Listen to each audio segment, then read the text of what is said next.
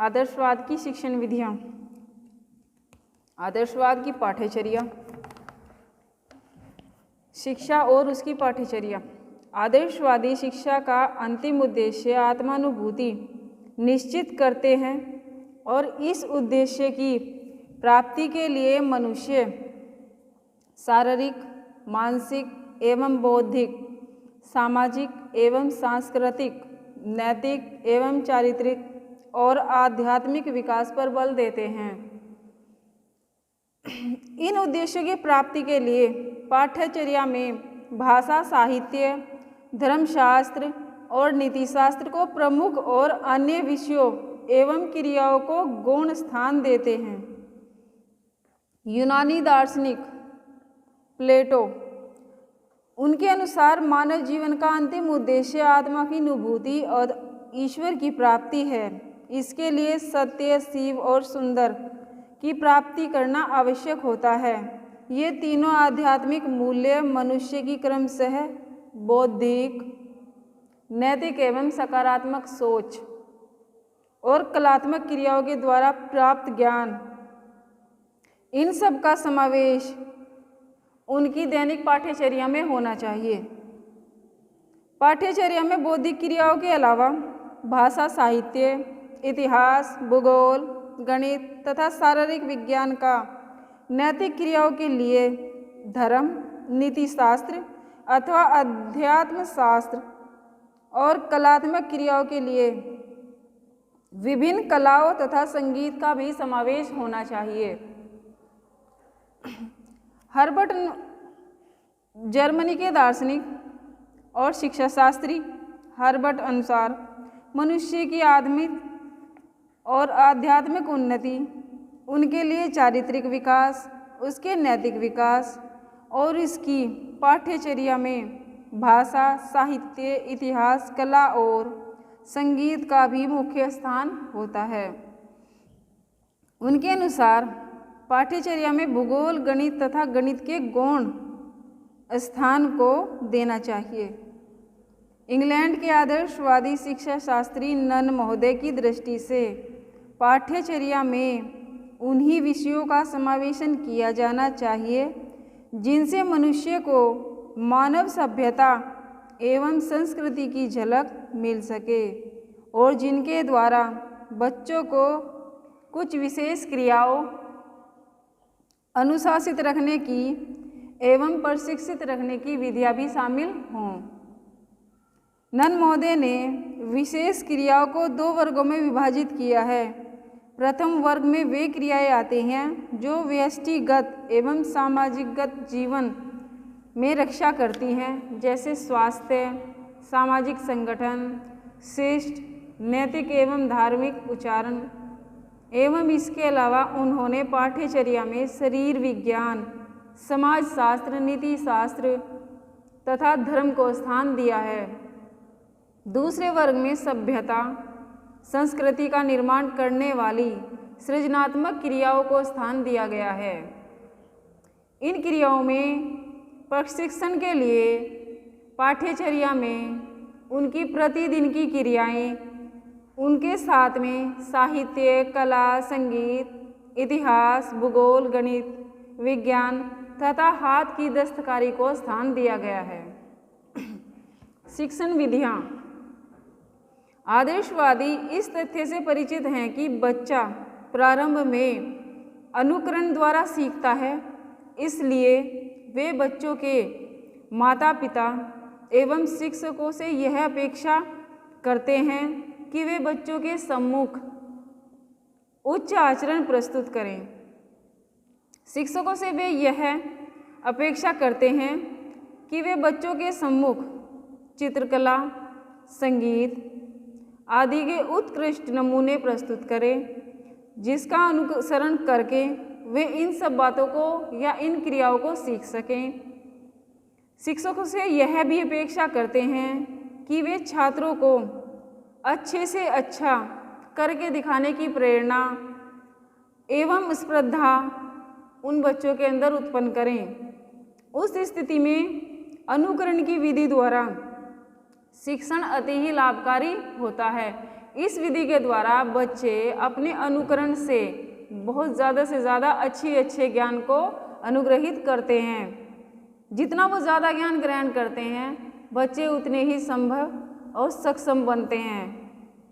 बच्चों के मूल्यों के विकास और उनके चरित्र निर्माण के लिए बच्चों के सामने धर्म ग्रंथों और साहित्य की धरोधात नायकों के चरित्र प्रस्तुत करने पर बल दिया जाना चाहिए।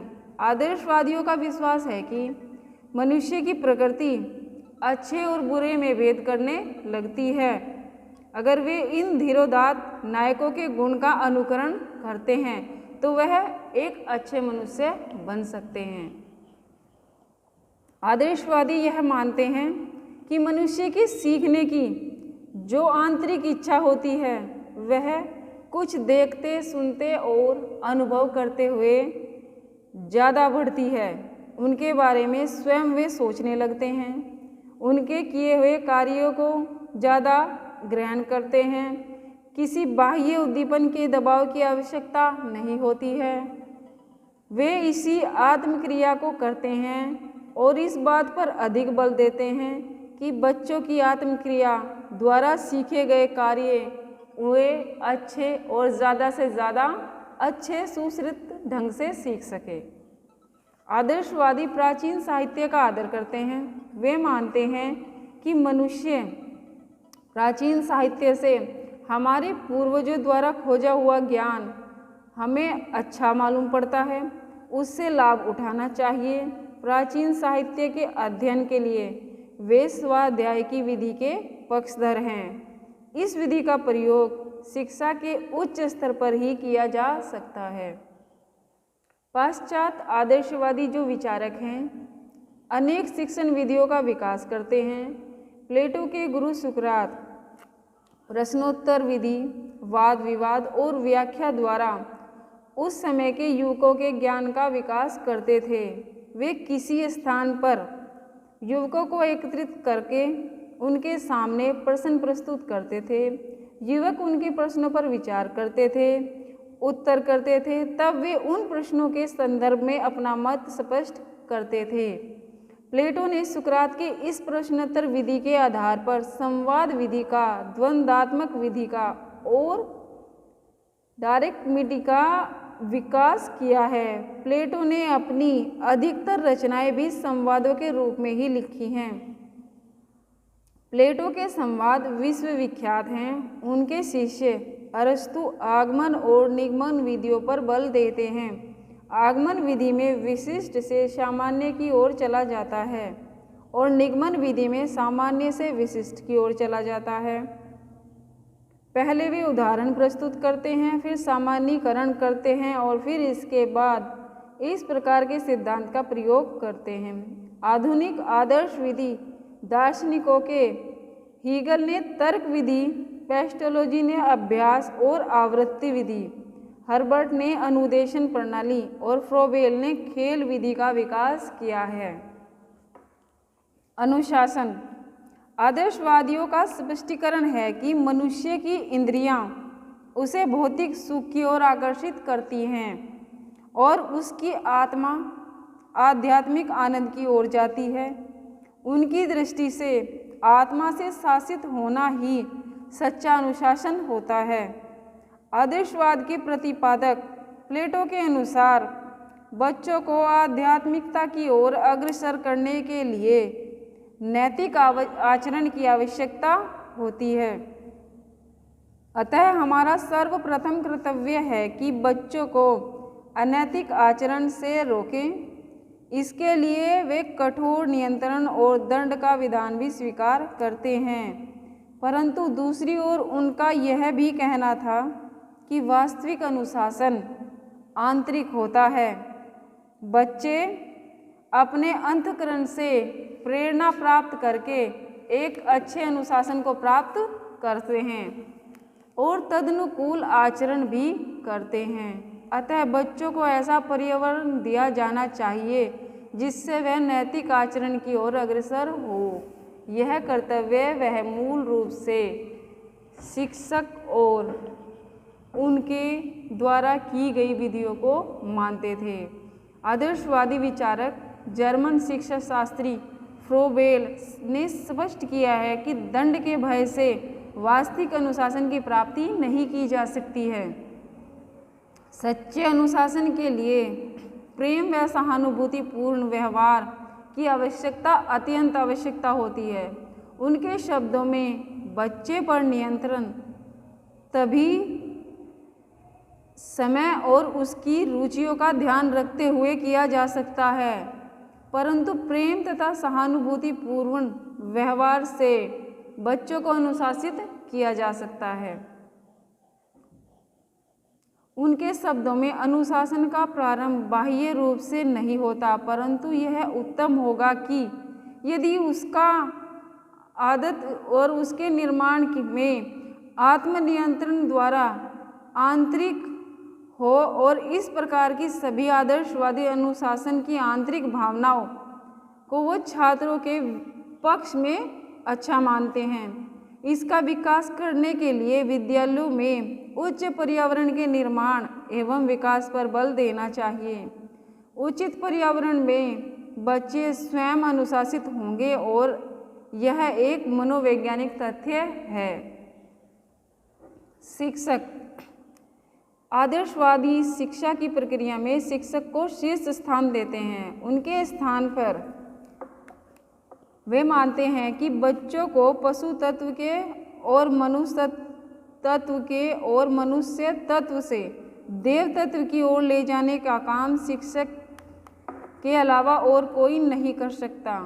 उनके स्पष्टीकरण है कि बच्चों को भौतिक विषयों का ज्ञान तो कोई भी व्यक्ति करा सकता है, परंतु उनके चरित्र का निर्माण और आध्यात्मिक विकास के लिए सच्चरित्र एवं तपे हुए व्यक्तियों की आवश्यकता होती है। प्लेटो के अनुसार ज्ञान के भंडार, दार्शनिक और अंतर्दृष्टि प्राप्त व्यक्ति ही शिक्षक बनने का अधिकार रखते हैं। फ्रोबेल के शब्दों में विद्यालय रूपी बाग में शिक्षक रूपी माली विद्यार्थी रूपी पौधे का विकास और उनके सहयोग में बल देते हैं। यह सहयोग तभी दे सकते हैं जब उन्हें बच्चों की प्रकृति और उनके विश्वास की प्रक्रिया का स्पष्ट ज्ञान होता है। अतः शिक्षक में छात्रों को समझने और उनका उचित ढंग से विकास कर सकने की शक्ति भी होनी चाहिए। शिक्षार्थी विद्यार्थी आदर्शवादी मनुष्य को आत्माधारी मानते हैं। उनके अनुसार अनुभव का केंद्र मस्तिष्क नहीं आत्मा होता है। इस दृष्टि से सब बच्चे समान होते हैं, पूर्णता की अनुभूति करने के योग्य होते हैं। अधिकतर आदर्शवादियों ने बच्चों की शारीरिक मानसिक भिन्नता को स्वीकार किया है। उनका स्पष्टीकरण है कि ज्ञान को आत्मा तक पहुँचाने में शरीर के विभिन्न अंग कर्मेंद्रियाँ, ज्ञानेंद्रियाँ, मस्तिष्क और उसके विभिन्न अंग कार्य करते हैं और उसमें इस भिन्नता को मानने की शक्ति होती है। अतः बच्चों का विकास करते समय उनके शारीरिक एवं मानसिक विकास, रुचि, रुझान और आवश्यकताओं को ध्यान में रखना चाहिए। स्विस शिक्षा शास्त्री पेस्टालोजी ने सबसे पहले ऐसे व्यक्ति थे जो बच्चों की मनोवैज्ञानिक भिन्नता के आधार पर उनकी शिक्षा का विधान करने पर बल देते थे। उनके जर्मनी शिष्य हर्बर्ट और फ्रोबेल ने भी अपने गुरु के विचारों को मूर्त रूप दिया है। विद्यालय आदर्शवादियों का तर्क है कि मनुष्य आत्मानुभूति को ग्रहण करता है तभी सफल होता है जब उसका शारीरिक, मानसिक एवं बौद्धिक, सामाजिक एवं सांस्कृतिक, नैतिक एवं चारित्रिक और आध्यात्मिक विकास हो जाए। इस सब के बाद सामाजिक आदर्शों, मूल्यों और सिद्धांतों से पूर्ण उच्च सामाजिक पर्यावरण की आवश्यकता समझते हैं। यह सब विद्यालयों में ही संभव होता है। विद्यालयों में आदर्श शिक्षकों के संपर्क में आकर बच्चे उच्च आदर्शों की शिक्षा प्राप्त करते हैं। आदर्शवादियों के अनुसार विद्यालय ऐसे स्थान होने चाहिए जहां बच्चे उच्च सामाजिक आदर्शों तथा आध्यात्मिक मूल्यों की प्राप्ति कर सकें। शिक्षा के अन्य पक्ष भी होते हैं, जैसे जन शिक्षा, स्त्री शिक्षा, प्रौढ़ शिक्षा और धर्म शिक्षा। इन सभी पर आदर्शवादियों ने प्रकाश डाला है। आदर्शवाद के प्रवर्तक प्लेटो भिन्न भिन्न वर्ग के लोगों के लिए भिन्न भिन्न प्रकार की शिक्षा की व्यवस्था की बात करते थे। वे दासों के लिए किसी प्रकार की शिक्षा की आवश्यकता नहीं समझते थे, परंतु अन्य आदर्शवादियों ने जन शिक्षा, स्त्री शिक्षा और प्रौढ़ शिक्षा की सभी की आवश्यकता पर बल दिया है। धर्म शिक्षा पर तो ये सभी बल देते हैं। बिना धर्म के मनुष्य का नैतिक विकास कैसे हो सकता है? उनका मानना है कि बिना धर्म के और न उसका ज्ञान प्राप्त किए बिना किसी भी मनुष्य का विकास नहीं हो सकता। आदर्शवादियों के अनुसार सामान्य शिक्षा सामान्य जीवन के लिए, विशिष्ट शिक्षा विशिष्ट कार्यों के लिए और दर्शन, धर्म तथा संस्कृति की शिक्षा मनुष्य के आध्यात्मिक विकास के लिए आवश्यक होती है। आदर्शवाद की शिक्षा देन का मूल्यांकन। किसी वस्तु, क्रिया अथवा विचार का मूल्यांकन किन्हीं पूर्व निश्चित मानदंडों के आधार पर किया जा सकता है। शिक्षा मनुष्य के निर्माण की प्रक्रिया है, उसके ज्ञान एवं कौशल में वृद्धि है और वृद्धि करने की प्रक्रिया है और उसके आचार, विचार और व्यवहार को उचित दिशा प्रदान करने की प्रक्रिया है। अब यह परिवर्तन एवं विकास किस प्रकार का हो, यह समाज विशेष की तत्कालीन परिस्थितियों एवं भविष्य की संभावनाओं और आकांक्षाओं पर निर्भर करता है। उसकी भविष्य की संभावनाओं और आकांक्षाओं के आधार पर ही किया जा सकता है। हमने यहाँ ऐसा ही प्रयास किया है। आदर्शवादी शिक्षा का मूल्यांकन भारतीय समाज की वर्तमान परिस्थितियों और भविष्य की संभावनाओं एवं आकांक्षाओं पर आधारित किया जाता है। एक दर्शन के रूप में आदर्शवाद जीव, धड़ और जगत की एक विस्तृत व्याख्या कर सकता है और भौतिक पदार्थों की नश्वरता और आत्मा परमात्मा की अमरता से परिचित कराता है। यह हमें अज्ञान के अंधेरे से निकालकर ज्ञान के प्रकाश की ओर उन्मुख करता है। हमें प्रेम, सहानुभूति एवं सहयोग से नैतिक जीवन जीने और सच्चे ज्ञान एवं नैतिक आचरण से आध्यात्मिकता की प्राप्ति करने और प्रवृत्त करता है, परंतु आत्मिक जगत को सत्य और वस्तु जगत को असत्य मानने की बात को भी स्वीकार करता है। आज हमें ऐसे जीवन दर्शन की आवश्यकता है जो हमारे प्राकृतिक, सामाजिक और आध्यात्मिक तीनों पक्षों का समान महत्व दे सके और तीनों के संतुलित विकास का मार्ग भी प्रशस्त कर सके। एक शिक्षा दर्शन के रूप में यह शिक्षा शास्त्रियों का शाश्वत मूल्यों से परिचित कराता है और इन मूल्यों के आधार पर शिक्षा के सार्वभौमिक एवं सार्वकालिक उद्देश्य निश्चित करता है। इसके अनुसार मनुष्य जीवन के अंतिम उद्देश्य आत्मानुभूति, अतः शिक्षा को मनुष्य के उद्देश्य की प्राप्ति में सहायता करनी चाहिए। इसके लिए वह मनुष्य के शारीरिक, मानसिक, सामाजिक, सांस्कृतिक, नैतिक एवं चारित्रिक, आध्यात्मिक सभी प्रकार के विकास पर बल देना चाहिए। शिक्षा इतना कार्य करती है, वह मनुष्य को इस प्रकार के परलोक दोनों के, आदर्शवादियों के आध्यात्मिकता के हेतु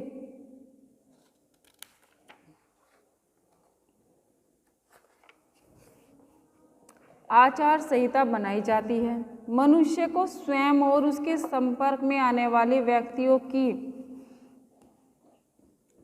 भौतिक सुख की प्राप्ति और समाज का रूप बड़ा शिष्ट, सरल एवं सुखमय बनाना होता है। कुछ विद्वान आदर्शवादियों पर यह दोष लगाते हैं कि परलोक के आगे इस लोक की चिंता नहीं करनी चाहिए।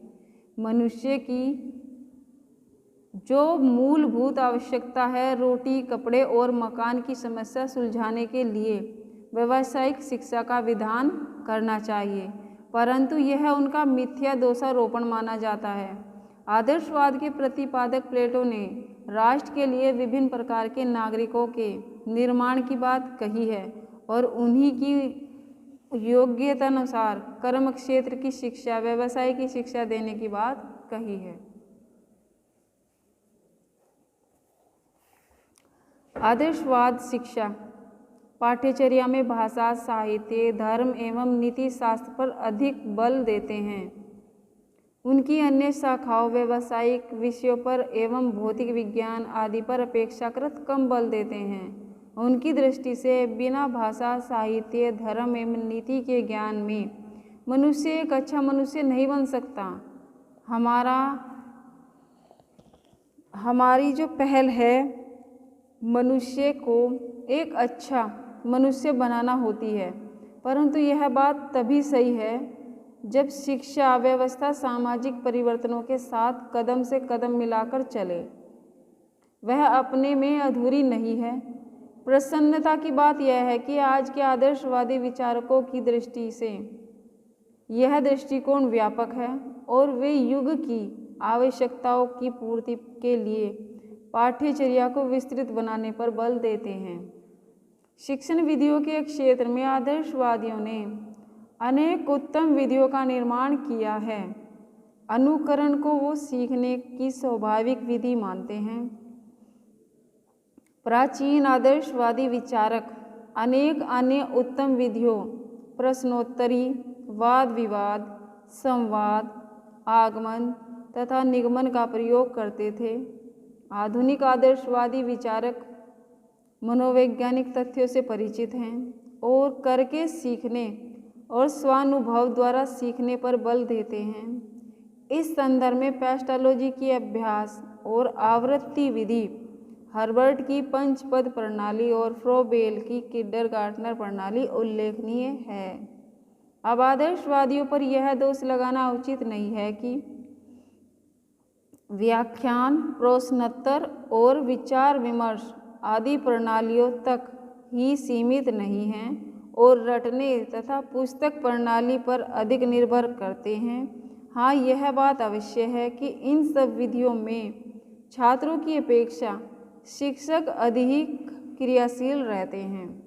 अनुशासन के संबंध में आदर्शवादी विचारधारा को आज अधिकतर शिक्षा शास्त्री वहाँ तक की तो उत्तम समझते हैं जहाँ तक कि बच्चों को उत्तम पर्यावरण में रखकर उच्च आचरण का प्रशिक्षण देती है, परंतु इन सब के लिए बच्चों को कठोर नियंत्रण में रखने और भूल करने पर दंड देने की वे आलोचना करते हैं। इस संदर्भ में हमारा यह अनुभव उचित नियंत्रण और उचित दंड विधान के अभाव में न तो बाह्य दृष्टि से अनुशासित होता है और न ही आंतरिक दृष्टि से। नियंत्रण तो होना ही चाहिए, परंतु यह नियंत्रण प्रेम पर आधारित होना चाहिए। आवश्यकता पड़ने पर दंड भी दिया जाए, परंतु बड़ी सावधानी के साथ। जिस छात्र को दंड दिया जाए वह यह अनुभव करे कि उसे जो दंड दिया जा रहा है उसकी स्वयं की भलाई के लिए दिया जा रहा है और किसी भी स्थिति में कठोर दंड न दिया जाए। कठोर दंड तो छात्रों को और अधिक अनुशासनहीन बनाता है। कुछ लोग आदर्शवादियों की इस बात पर बड़ी आलोचना करते हैं कि वे शिक्षा की प्रक्रिया की शिक्षक को मुख्य स्थान देते हैं, परंतु हमारी दृष्टि से यह भी उनकी गलत आलोचना है। आचरण शिक्षा आदर्श आचरण करने वाले शिक्षकों के संपर्क में रहकर ही प्राप्त किया जा सकता है। शिक्षार्थी को आदर्शवादी जन्म से पूर्ण मानते हैं और इस पूर्णता की अनुभूति के लिए वे उसके लिए एक कठोर आचार संहिता बनाते हैं। शिक्षार्थी को उसका पालन करना आवश्यक होता है। तब शिक्षार्थियों को सामान और उसके अनुसार मनोवैज्ञानिकों के दृष्टिकोण से सही नहीं मानते, परंतु सब शिक्षार्थियों के साथ समान व्यवहार करना आज की लोकतांत्रिक भावना के अनुकूल है। शिक्षा की अन्य समस्याओं के समाधान में भी आदर्शवाद बड़ा सहायक है। कुछ विद्वान प्लेटो पर यह दोष लगाते हैं कि उसने दासों की शिक्षा का अधिकार नहीं दिया और जन शिक्षा के महत्व को नकारा है। वास्तविकता यह है कि सेवा कार्य की शिक्षा के लिए विद्यालयी शिक्षा आवश्यक नहीं मानते। यदि सभी मनुष्य के जीवन का अंतिम उद्देश्य आत्मानुभूति है तो सबको प्राकृतिक, नैतिक, सामाजिक, नैतिक और आध्यात्मिक नैतिकता की शिक्षा तो देनी ही होगी। फिर आधुनिक युग के आदर्शवादी विचारक तो जन शिक्षा के पक्के समर्थक हैं। आदर्शवादियों को यह विचार की सामान्य शिक्षा के लिए और उच्च शिक्षा की व्यवस्था योग्यता की जानी चाहिए। आज पुनः माने जाने लगा है कि लोकतंत्र के नाम पर सब बच्चों को उच्च शिक्षा के अवसर प्रदान कर हम राष्ट्रीय धन का अपव्यय कर रहे हैं और शिक्षा जगत में अनुशासनहीनता फैला रहे हैं। इसके साथ साथ शिक्षित बेरोजगारी भी बढ़ती जा रही है। इस संदर्भ में हमें आदर्शवादियों की विचारधारा से सहमत होना ही पड़ेगा। आदर्शवादियों द्वारा प्रतिपादित धार्मिक शिक्षा एवं नैतिक शिक्षा की आवश्यकता आज भी हमें पुनः समझनी पड़ रही है। आज के आदर्शवादी विचारक तो जीवन के कटु सत्य, रोटी, कपड़ा और मकान के प्रति जागरूक हैं और बच्चों के व्यावसायिक शिक्षा देने पर बल देते हैं। कुल मिलाकर यह कहा जा सकता है कि आदर्शवादी इस ब्रह्मांड के अंतिम सत्य ईश्वर की खोज करने में तो सफल रहे हैं, परंतु उनके द्वारा वस्तु जगत के अस्तित्व को नकारने की बात सामान्य मनुष्यों के गले नहीं उतर रही, परंतु मनुष्य के लिए जिस प्राकृतिक, सामाजिक और आध्यात्मिक नैतिक ज्ञान का विधान आदर्शवादियों ने किया है, उसके पालन से मनुष्य के परलौकिक जीवन के बारे में निश्चय पूर्वक भले ही ना कुछ कहा जा सकता हो, परंतु उसे उसका लौकिक जीवन निश्चित रूप से सुखमय एवं शांतिमय होना बना सकते हैं। शिक्षा के क्षेत्र में भी सर्वाधिक प्रभाव इसी दर्शन का पड़ता है। किसी भी देश की शिक्षा के उद्देश्य मूलतः वही है जिनका प्रतिपादन आदर्शवादियों ने किया है। शिक्षा की पाठ्यचर्या में भाषा और साहित्य के महत्व को आज भी स्वीकार किया जाता है। आदर्शवादियों द्वारा विकसित शिक्षण की विधियां और उनका प्रयोग किसी न किसी रूप में आज भी किया जाता रहा है। शिक्षा के क्षेत्र में अनुशासन की आवश्यकता पर सर्वाधिक बल आदर्शवादियों ने ही दिया है। आज उनसे सभी सहमत हैं, परंतु उनकी प्राप्ति के लिए कठोर दंड की व्यवस्था के स्थान पर प्रेम, सहानुभूति पूर्वक व्यवहार को उत्तम माना जाना चाहिए। विद्यालयों के आदर्श पर्यावरण के बनाने के संबंध में विद्वान एक मत हैं और हमेशा एक मत रहते हैं। शिक्षा की अन्य समस्याओं को और उनके समाधान में आदर्शवाद का बड़ा ही सहायक हाथ होता है। अपनी इन सभी विशेषताओं के कारण संसार में इस दर्शन का आसान जो भी व्यवहार है वह हमेशा बरकरार बना रहा है और बना रहेगा।